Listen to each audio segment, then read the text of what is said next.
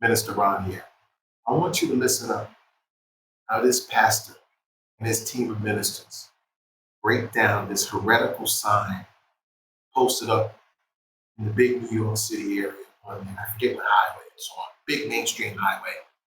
This heresy is posted up for everybody to see. But this is why we stress the importance of what we call Bible teaching ministries. Listen up to how him and his team of ministers break this down.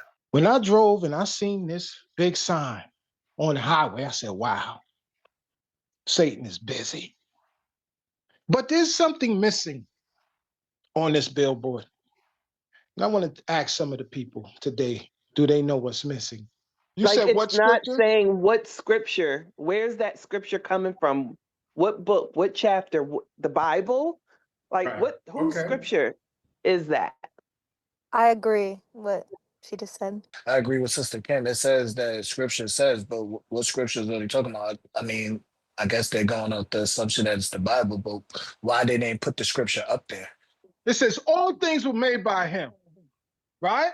And then right here we say God said he stretched forth the heaven, word in Isaiah, and heard, he stretched forth the heaven and earth by himself. He had no help. And then John says that without him wasn't anything made. You see why we don't separate Jesus from the Father? Because then you got two gods. If you separate the Son from the Father, then God didn't create everything, Jesus did.